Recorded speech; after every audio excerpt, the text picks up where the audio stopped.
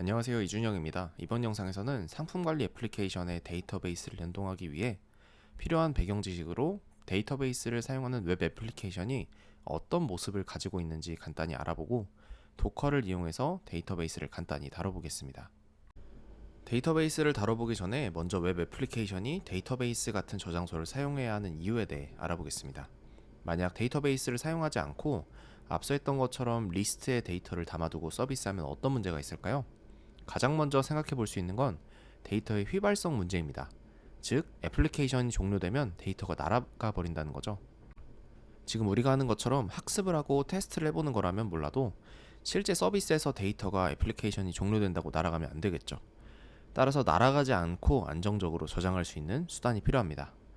그런데 이미 여러분들은 이런 수단을 알고 있을 겁니다. 바로 데이터를 파일에 저장하는 거죠. 물론 데이터를 파일에 저장하는 건 역시 문제가 있습니다.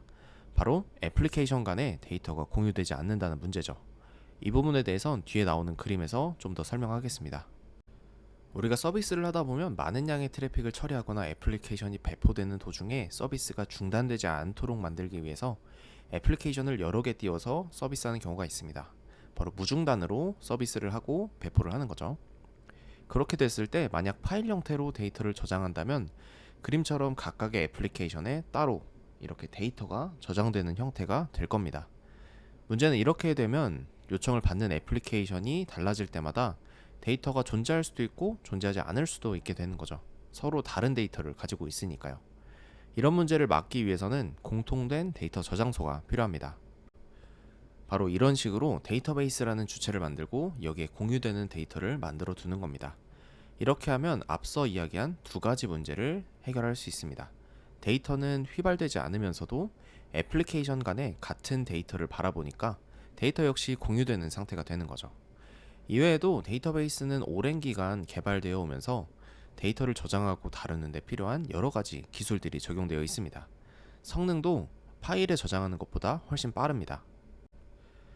서버에 대해서 오해하는 것과 마찬가지로 데이터베이스를 아직 한 번도 사용해 본 적이 없다면 이런 오해를 할 수 있는데요.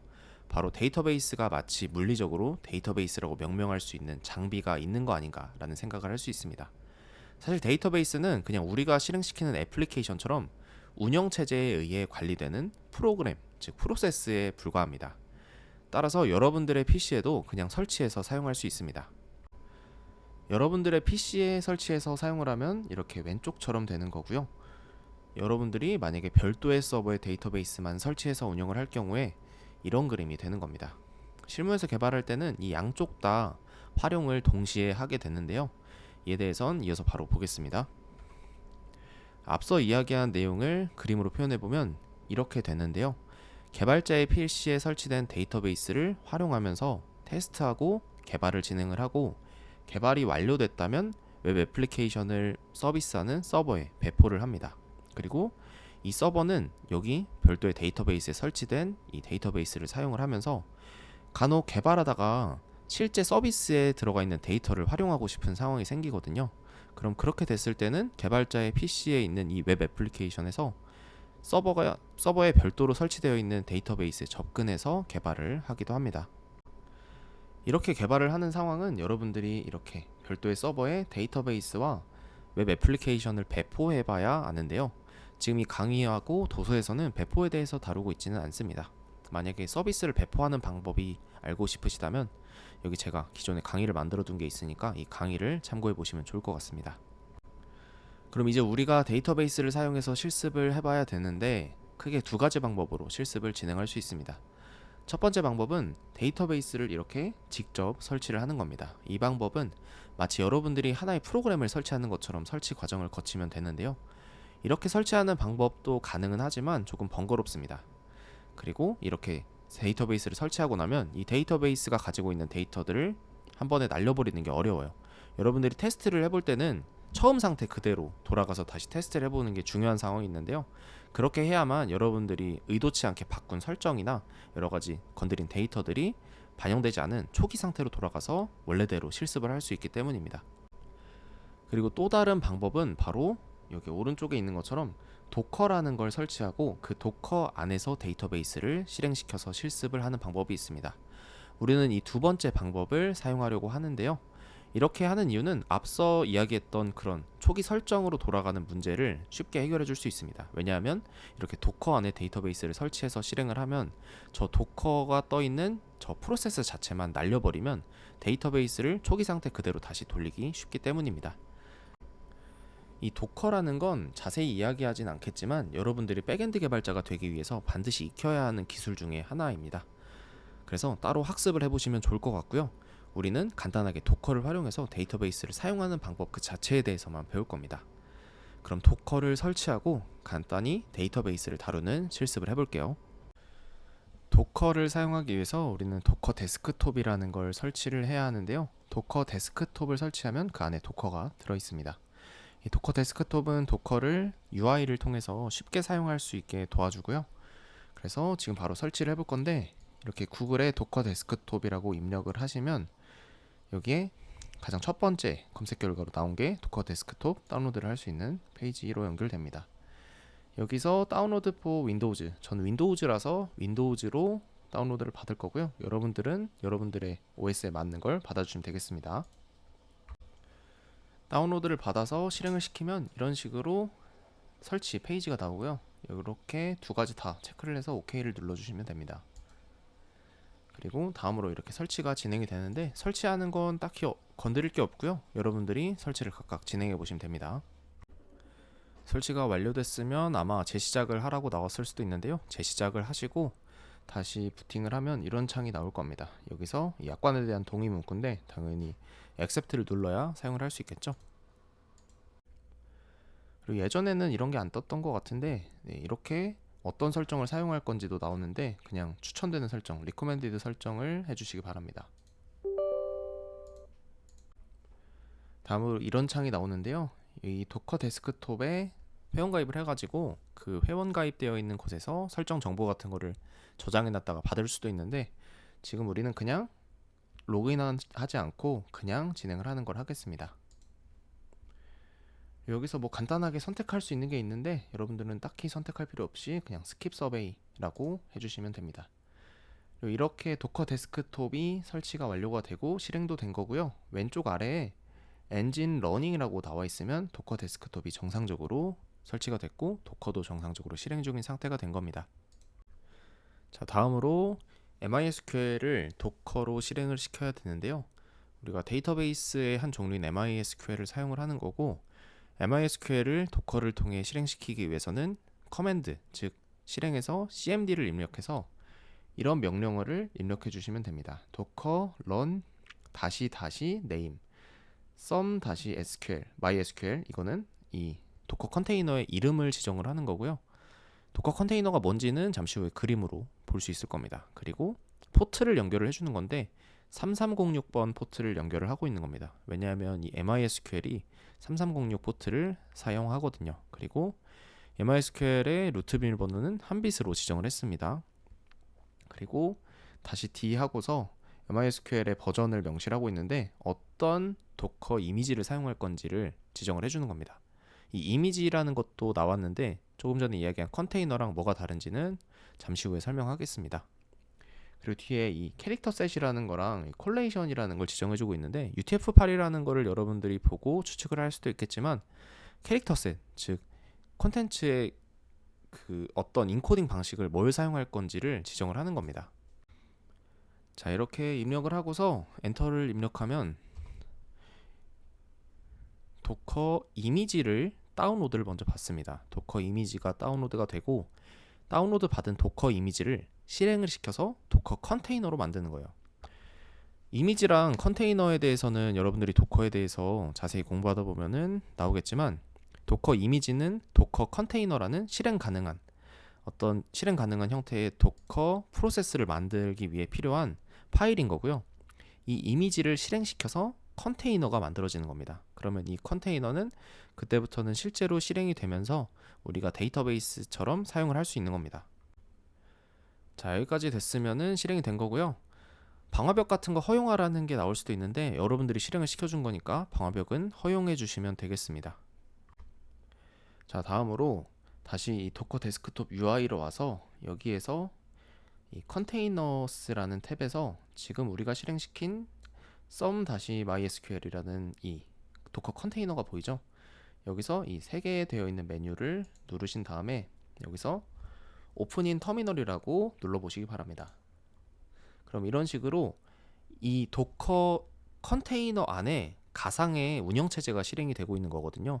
지금 이런 식으로 가상의 운영체제가 실행이 되고 있기 때문에 우리가 조금 전에 윈도우즈에서 cmd, 즉 커맨드 창을 실행했던 것처럼 명령어를 입력할 수 있는 창이 나옵니다. 이건 지금 이 some-mysql이라는 우리가 실행시켜준 도커 컨테이너 안에서 실행을 할 수 있는 명령어 창인 거고요. 그리고 이 가상의 운영체제 안에 별도의 프로세스가 떠서 그 안에서 MySQL이 실행 중인 거라고 볼 수 있습니다. 그래서 앞에서 제가 그림으로 설명드린 것처럼 우리가 지금 사용 중인 윈도우즈에다가 MySQL을 사용해가지고 데이터베이스를 쓸 수도 있지만 이런 식으로 도커 컨테이너 안에다가 실행을 시킬 수도 있다라는 겁니다. 자, 그럼 여기서 MySQL에 우리가 접속을 해봐야 되는데요. MySQL에 접속을 할 때는 이런 식으로 MySQL 띄고 다시 U 띄고 루트. 이 루트는 처음에 가지고 있는 이 관리자 권한을 가진 계정입니다. 자동으로 생성이 되는 거고요. 우리가 그 커맨드 창에서 입력을 해줄 때 한빗이라는 이름의 비밀번호를 지정을 했죠. 그래서 이 뒤에다가 이제 비밀번호를 적어주면 됩니다. 이렇게 하고서 일단 엔터를 입력하면 그 다음에 비밀번호를 적는 창이 나와요. 여기 이렇게 엔터 패스워드라고 되어 있고 여기다가 한빗이라고 입력을 해주면 되는데요. 제가 지금 분명히 입력을 했는데도 불구하고 여기에 별도로 표시되지 않는 걸 볼 수 있습니다. 원래 이렇게 비밀번호를 입력하는 창에서 입력이 됐는지 안 됐는지를 시각적으로 보여주지 않아요. 근데 잘 입력이 아마도 됐을 테니까 엔터를 눌러보시면 이런 식으로 우리가 입력해준 설정해준 비밀번호대로 MySQL의 루트 권한으로 접속이 된 걸 볼 수 있습니다. 혹시라도 이렇게 접속이 안 되면 여러분들이 한빗이라고 지정해준 비밀번호를 잘 입력을 했는지 그리고 혹은 한영키 같은 게 눌려 있어가지고 잘못 입력되고 있는 건 아닌지 한번 확인해 보시기 바랍니다. 자, 여기까지 하고 간단히 용어를 정리하고 가는 게 좋을 것 같은데요. 먼저 여러분들의 PC 내에 MySQL 도커 컨테이너가 실행 중인 겁니다. 이 컨테이너는 이미지에서부터 실행이 된 거라고 했죠. 그리고 이 컨테이너 안에는 별개의 운영체제, 리눅스로 되어 있는 별개의 운영체제가 실행되고 있는 거고요. 그리고 그 안에서 MySQL 이 데이터베이스의 프로세스가 실행이 되고 있는 겁니다. 그리고 우리는 지금 여기에 접속을 한 거죠. 그리고 우리가 다음으로 해야 되는 건 이 3번이랑 4번인데요. 여기서 생성해줘야 되는 게 이 데이터베이스의 스키마라는 걸 생성을 해줘야 됩니다. 그리고 그 안에 또 다시 테이블을 만들어줘야 됩니다. 그래서 한번 이 3번과 4번을 생성하는 걸 지금부터 실습을 해보겠습니다. 자, 그럼 먼저 스키마를 만들어줘야 되는데요. 스키마를 만들 때에는 이런 식으로 입력을 하면 됩니다. create 띄고 스키마 띄고 스키마의 이름을 입력해주면 되는데 product underbar management라고 입력을 하겠습니다. 그리고 마지막에는 우리가 프로그래밍 언어에서 문장의 마지막에다 이렇게 세미콜론을 적는 것처럼 세미콜론을 적어주시면 됩니다. 자, 이렇게 하면은 스키마가 생성이 된 거고 show databases 라고 입력을 하면 우리가 추가해준 이 프로덕트 매니지먼트라는 스키마가 추가되고 기본으로 생성되어 있던 나머지 4개의 스키마가 있는 게 보일 겁니다. 나머지에 대해서는 뭐 지금 설명드리지는 않을 겁니다. 자, 생성을 했으면 저 스키마를 사용한다고 명시적으로 지정을 해줘야 합니다. 프로덕트 언더바 매니지먼트 라고 해주시면 되고요. 이렇게 하면은 데이터베이스 체인지드라고 나오죠. 데이터베이스 체인지드가 됐으면 현재 이 프로덕트 매니지먼트를 사용하고 있는 상태가 된 겁니다. 앞에서 설명했던 3번 상태는 완성이 된 거고요. 그럼 다음으로 테이블을 만들려면은 어떤 명령어를 입력을 해야 되냐? 명령어로 이렇게 입력을 해야 됩니다. SQL에 대해서는 제가 지금 설명드릴 건 아니고요. SQL 기본 문법에 대해서는 따로 여러분들이 찾아보시면 좋을 것 같네요. 어쨌든 테이블을 이렇게 만들 수 있는데 테이블 이름이 products라는 거고요. 그 안에 4가지 필드가 있습니다. ID, name, price, amount 이렇게 4가지가 있고 각각에 대해서 어떤 자료형을 가지는지도 이렇게 표현을 해줍니다. 그리고 그 뒤에는 이 각각의 필드, 데이터베이스에서는 컬럼이라고 부르는 단위인데 이 각각의 컬럼이 어떤 속성을 가져야 하는지도 이 뒤에다가 명시적으로 지정을 해주고 있습니다. 자, 그렇게 입력을 하고 엔터를 입력해 보시면 테이블이 추가가 된 거거든요. 이 상태에서 테이블도 보려면 show tables라고 입력을 하시면 현재 이 스키마에 어떤 테이블들이 있는지를 볼 수 있습니다. 프로덕트 언더바 매니지먼트라는 스키마 내에는 이 프로덕트라는 테이블이 존재하는 거죠. 다음으로 테이블에 데이터를 추가하려면 이런 식으로 명령어를 입력하면 됩니다. insert into product 하고 어떤 컬럼에 어떤 값을 넣은지 여기에 하나씩 매핑이 되는 거죠. 네. 이 문법 자체가 아직 익숙하지는 않으실 수도 있어도 이게 이 문법 자체는 되게 직관적이기 때문에 여러분들이 이해 자체는 어렵지 않을 겁니다. 어떤 의미라는지 이해는 어렵지 않을 건데 처음에는 이 문법 자체의 구성이 어떻게 되어 있는지 외우기가 쉽지 않겠죠. 그래서 자주 보다 보면 또 외워지기도 하니까 지금은 그냥 익숙해지기 위해서 보시면 될 것 같고요. 프로덕트 1, 2, 3 이런 식으로 3개를 추가해 보겠습니다. 이렇게 3개를 추가하면은 각각에 대해서 이 SQL 문이 정상적이라면 쿼리 오케이, 원 로우 어펙티드라고 하고 이 SQL을 실행하는 데 걸린 시간이 나옵니다. 그리고 이거에 대해서 조회를 하기 위해서는 select 별 from 그리고 테이블 이름이 나오면 됩니다. 이렇게 입력을 해보시면 조금 전에 제가 insert into라는 이 SQL문을 사용해서 집어넣은 3개의 상품들이 조회가 됩니다. 지금 저는 데이터베이스에 직접 접속해가지고 이걸 하나씩 추가를 해줬는데 우리는 상품 관리 애플리케이션을 통해서 리스트에 우리가 하나씩 추가를 하던 것처럼 똑같이 데이터베이스에 들어가도록 만들면 되겠죠. 그래서 이후 강의에서는 이걸 해볼 겁니다. 여기까지 상품 관리 애플리케이션의 데이터베이스를 연동하기 위해 필요한 배경 지식으로 데이터베이스를 사용하는 웹 애플리케이션이 어떤 모습을 가지고 있는지 알아보고 도커를 이용해서 데이터베이스를 간단히 다뤄봤습니다. 다음 시간에는 상품 관리 애플리케이션의 데이터베이스를 사용을 하도록 바꿔보고 여기에 가장 먼저 상품 추가 기능을 데이터베이스를 활용하도록 구현해 보겠습니다. 그럼 다음 영상에서 뵙겠습니다. 감사합니다.